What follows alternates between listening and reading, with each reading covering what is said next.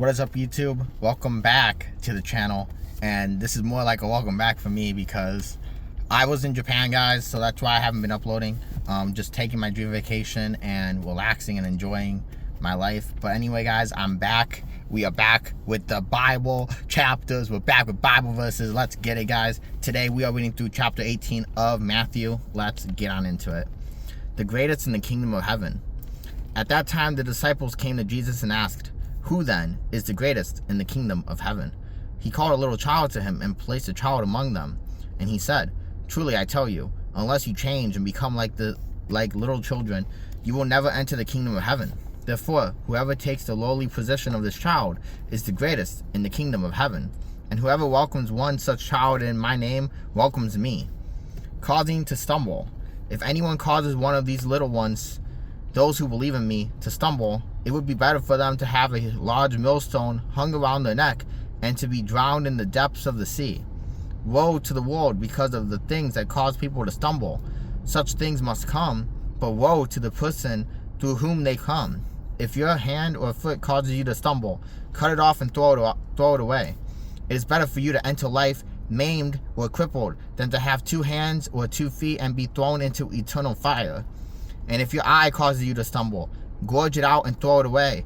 It is better for you to enter life with 1 eye than to have 2 eyes and be thrown into the fire of hell. The parable of the wandering sheep. See that you do not despise one of these little ones, for I tell you that their angels in heaven always see the face of my Father in heaven. What do you think if a man owns 100 sheep? What do you think? If a man owns 100 sheep and one of them wanders away, will he not leave the 99 on the hill and go look for the one that wandered off? And if he finds it, truly I tell you, he is happier about that 1 sheep than about the 99 that did not wander off. In the same way, your Father in heaven is not willing that any of these little ones should perish. Dealing with sin in the church. If your brother or sister sins, go and point out their fault, just between the 2 of you. If they listen to you, you have won them over. But if they will not listen, take 1 or 2 others along, so that every matter may be established by the testimony of 2 or 3 witnesses. If they still refuse to listen, tell it to the church. And if they refuse to listen even to the church, treat them as you would a pagan or a tax collector. Truly I tell you, whatever you bind on earth will be bound in heaven, and whatever you lose on earth will be loosed in heaven.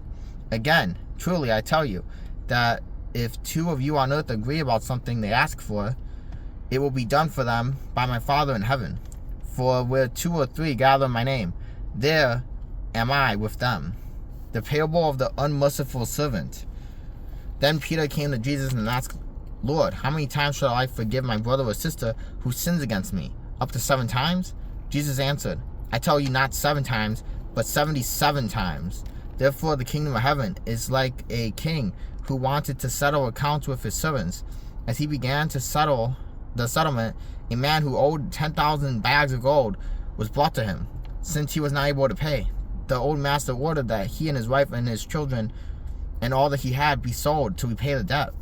At that, the servant fell on his knees before him. 'Be patient with me,' he begged, 'and I will pay back everything.' The servant's master took pity on him, canceled the debt, and let him go. But when that servant went out, he found one of his fellow servants who owed him 100 silver coins. He grabbed him and began to choke him. 'Pay back what you owe me,' he demanded. His fellow servant fell to his knees and begged him, 'Be patient with me and I will pay it back.' But he refused. Instead, he went off and had the man thrown into prison until he could pay off the debt. When the other servants saw what happened, they were outraged and went and told the master everything that had happened. Then the master called the servant in. 'You wicked servant,' he said, 'I canceled all the debt of yours because you begged me to. Shouldn't you have had mercy on your fellow servant just as I had with you?' In anger, his master handed him over to the jailers to be tortured until he should pay back all he owed. This is how my heavenly Father will treat each of you unless you forgive your brothers or sisters from your heart." Alright, guys, that is it for chapter 18 of Matthew. I'll see you guys tomorrow for chapter 19.